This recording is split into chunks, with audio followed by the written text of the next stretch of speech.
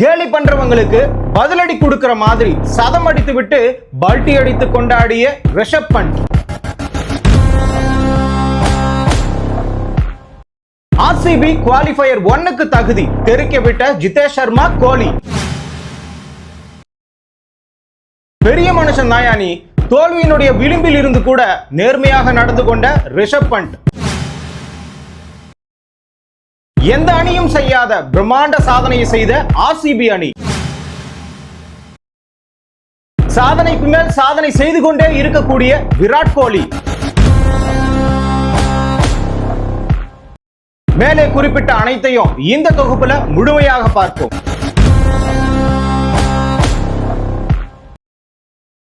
லக்னோ மைதானத்துல ஆர்சிபிக்கும் எல்எஸ்ஜிக்கும் போட்டி நடைபெற்றது.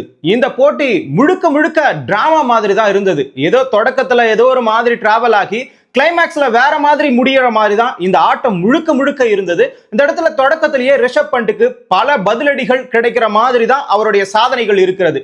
என்ன சாதனைன்னு கேக்குறீங்களா? 12 மேட்சா அடிக்காத மனுஷன் இந்த மேட்ச்ல அடிச்சிருக்கிறாரு. கிட்டத்தட்ட 12 இன்னிங்ஸ்ல சேர்த்து 151 ரன் மட்டும் தான் அடிச்சிருந்தாரு.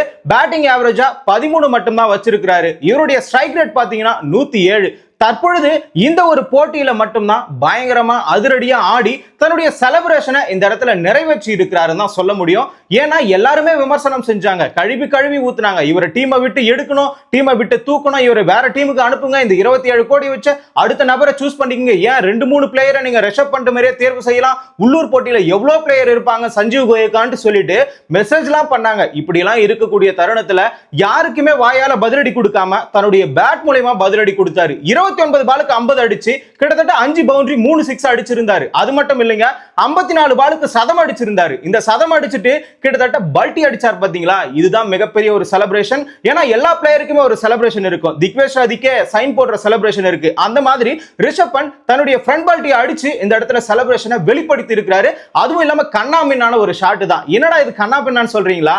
ஒண்ணும் கிடையாதுங்க, எல்லாருமே முறையான ஷாட் ஆடுவாங்க. ஆனா ரிஷப் பண்ட் ஆடுறது அவருக்கு மட்டும்தான் அது முறை. அவரால் மட்டும்தான் அந்த ஷாட் எல்லாம் ஆட முடியும். அப்படி இருக்கிற பட்சத்துல கிட்டத்தட்ட 61 பந்துகள்ல 118 ரன்களை அடித்து 11 பவுண்டரி 8 6 அடிச்சு இந்த இடத்துல நிரூபிச்சிருக்கிறாரு. நான் தானே இந்த டீமுக்கு பெரிய ஆளு, 27 கோடி கொடுத்ததுக்கு நான் ஒர்த்ததான்டான்ற மாதிரி நிரூபிக்கிற மாதிரி தான் அவருடைய ஆட்டம் முழுக்க முழுக்க இருந்தது. இந்த இடத்துல தொடக்கத்துல ஆர்சிபி அணி டாஸ் வின் பண்ணி ஃபீல்டிங்கை சூஸ் பண்ணாங்க. ஆனா இதுல ஒரு சிக்கல் இருந்தது. இவங்க 200க்கு மேல அடிச்சு இது வரைக்கும் சேஸ் பண்ணிருக்கிறது 2 முறை மட்டும்தான். அதுவும் இந்த எல்எஸ்ஜி அணியோட வெற்றி பெற்று 3வது முறையாக கிட்டத்தட்ட 200க்கு மேல சேஸ் பண்ணி ஜெயிச்சுட்டாங்க. ஆனா அதுக்கு முன்னாடி 18 முறை 200க்கு மேல ஒரு அணி அவங்களுக்கு இலக்க கொடுத்தா இவங்க ஜெயிக்கிறதே கஷ்டம் தான். அப்படி இருக்கும் பொழுது எப்படா இவங்க இந்த முடிவை எடுத்தாங்கன்னு சொல்லிட்டு எல்லாருக்குமே ஒரு குழப்பம் இருந்தது. ஆனா தெளிவா ஜிதேஷ் சர்மா இந்த முடிவை எடுத்தாரானா கண்டிப்பா கிடையாது. ஏன்னா இந்த இடத்துல ரஜித் பட்டிதார் கேப்டன் கிடையாது. ஜிதேஷ் சர்மா தான் இப்ப காயம் காரணமாக அவரு உள்ள வந்து கேப்டன்ஷிப்பை எடுத்துக்கிட்டாரு. தொடக்கத்துல பிரிட்ஸ்கி 14 ரன் அடிச்சாரு, விக்கெட் ஆயிட்டாரு.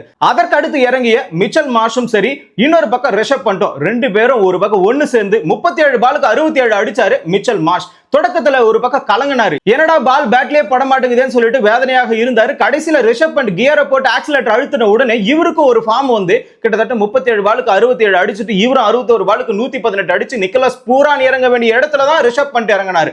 என்னடா இது மாற்றம்னு எல்லாருமே நினைச்சாங்க. ஆனா அது சரியாக தான் அமைந்தது. இந்த இடத்துல முக்கியமான விஷயம் என்ன தெரியுமா? சஞ்சீவ் கோயங்கா கிரவுண்ட்ல இல்ல. அதாவது கடைசியில 2 போட்டிகள்ல இல்லாதனால ரிஷப் பண்ட் போன மேட்ச்ல 16 அடிச்சு ஒரு பக்கம் நாட் அவுட்ல இருந்தாரு. இப்பொழுது நாட் அவுட்டா தான் இருக்கிறாரு. கிட்டத்தட்ட 118 ரன்களை குவிச்சிருந்தாரு. இதுல இருந்து என்ன தெரியுது? சஞ்சீவ் கோயங்கா வரலனா ரிஷப் பண்ட் உண்மையாகவே சரியா தான் விளையாடி இருப்பாரு போல. அதுவும் இல்லாம இந்த பக்கமா போலர்ஸ் வந்து பாத்தீங்கன்னா புவனேஸ்வர் குமார் கிட்ட தான் முதல்ல ஓவரை கொடுத்திருக்கணும். ஏன்னா துஷாரா அவர்கள் ஃபைனல் ஸ்டேஜ்ல கூட டெத் ஓவர்ல கூட யார்கரை வீசக்கூடிய திறமை இருக்கிறது. எஸ்ஐஎலுக்கும் புது பால் தான் தேவை.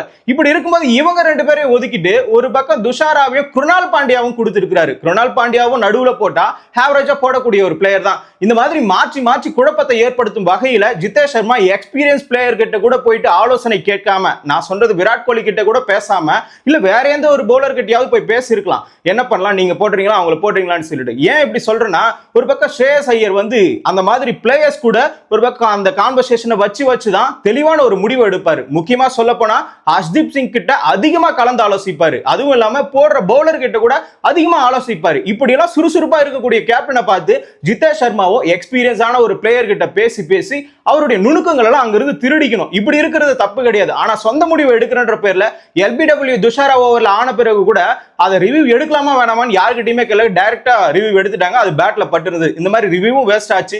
நிறைய விஷயங்கள் தப்பா பண்ணாரு. ஆனா கடைசி நேரத்துல அந்த தப்பை எல்லாம் சரி செய்யற மாதிரி ஜிதேஷ் சர்மா தான் இந்த இடத்துல 33 பாலுக்கு 85 ரன் அடிச்சிருந்தாரு. ஏன் இப்படி ஜிதேஷ் சர்மாவை விமர்சனம் செய்யறேன்னு பாக்குறீங்களா? உண்மைதாங்க. தொடக்கத்துல இவர் பண்ண தப்புனாலதான் 227 போயிடுச்சு.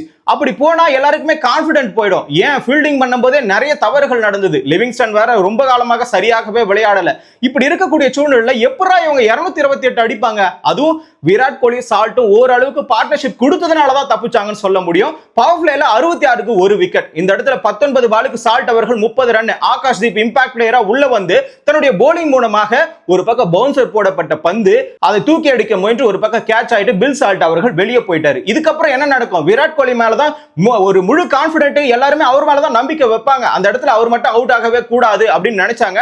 ஆனா இந்த இடத்துல என்ன நடந்தது தெரியுமா? ரஜித் பட்டிதார் கொஞ்ச நேரம் தாக்கு பிடிச்சாரு. 14 ரன் தான் அடிச்சாரு.